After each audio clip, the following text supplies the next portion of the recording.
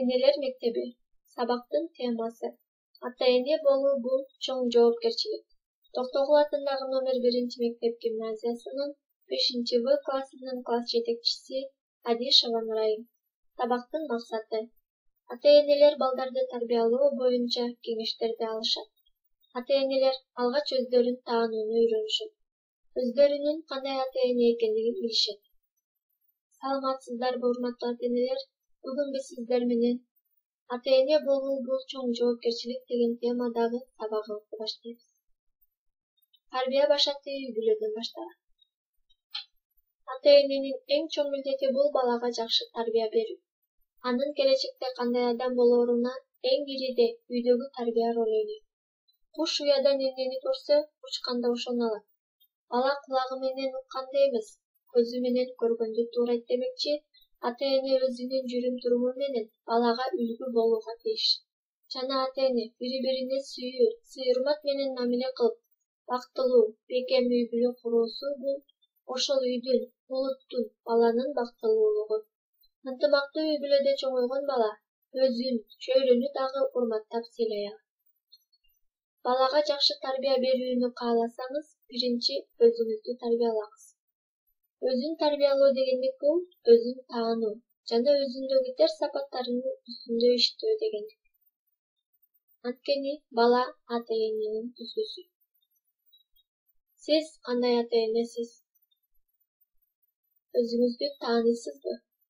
Өзүн таануу үчүн мен кандай адаммын деген суроого жооп издеген кезде өзүңүздүн оң жана терс сапаттарыңыз ачыкка чыгат. Өзүн жакшылап тааный албаган ата-эне баланын алдындагы өз жоопкерчилигин толук биле албайт. Анткени тарбия берүүчү адамдын өзүндөгү терс сапаттарынан, туура эмес жоруктарынан арыла албай туруп, баладан жакшы нерселерди талап кылуусунан оң натыйжа чыкпайт. Андыктан ар бир ата-эне алгач өзүн тарбиялап, моралдык жана руханий жактан бай болуусу керек.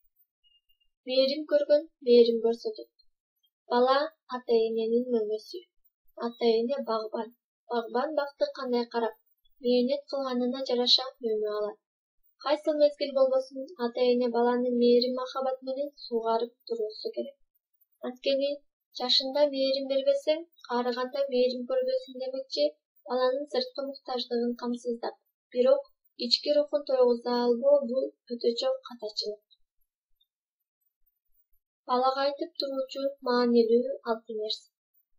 Баланы тарбиялоодогу ар бир сөз ага дем күч берерин, ошол эле учурда үмүт тилектерине балта чабаарын билбей калышыңыз мүмкүн. Андыктан бала кайсыл куракта болбосун, төмөндөгү алты сөздү айтып туруңуз керек. Биринчи, мен сени жакшы көрөм. Баланын келечекке максат коюп, алга карай өнүгүүсүнө жакындарынын сүйүүсү жардам берет. Эгерде ал кичинесинен өзүн эч кимге керек эместей сезип, жан дүйнөсү жалгыздыкка сүмүп кетсе, чечкинсиз жана ырайымсыз болуп чоңоюусу мүмкүн. Экинчи, мен сени менен сыймыктанам. Баланын кичинеге ийгилиги үчүн дагы сыймыктанууңузду билдирип турсаңыз, анын шыктануусу артат. Үчүнчү, мени кечирип койчу. Ооба, дайыма балаңызды гана айыптай бербей, өз кемчилигиңизди дагы мойнуңузга ала билсеңиз, балаңыз калп сүйлөөдөн, жашыруун аракеттерден алыс болот. Төртүнчү, мен сени угуп жатам. Сен кичинесиң, эмнени билмегелең деген сөз эң катуу сокку экендигин көпчүлүк ата-эне сезбейт. Анын айтып жаткан ой-пикирин угуусу керек. Ак караны, жаман жакшыны айырмалап билүүнү балага ата-эне түшүндүрбөсө, ал жашоодо көп урунушу мүмкүн. Ошондой эле бул балдарда адамдарга деген ишеним жоголот. Бешинчи, сен буга жоопкерчиликтүүсүң. Баланы чечкиндүүлүккө, жоопкерчиликке, кичинесинен көндүрүү үчүн ага кайсы бир нерсени ишеним артып тапшыруу керек. Жана дайыма жанында колдоо көрсөтүп туруусу керек. Алтынчы, сен муну жасай аласың. Сенин колуңдан келбейт деген фраза эң орой жана туура эмес тарбия. Ишеним ааламды башкарат дегенди уксаңыз керек. Ооба, балаңызга да ишенимиңиз күч болсо, ал дагы келечекте сиздин үмүт тилектериңизди ишке ашырат.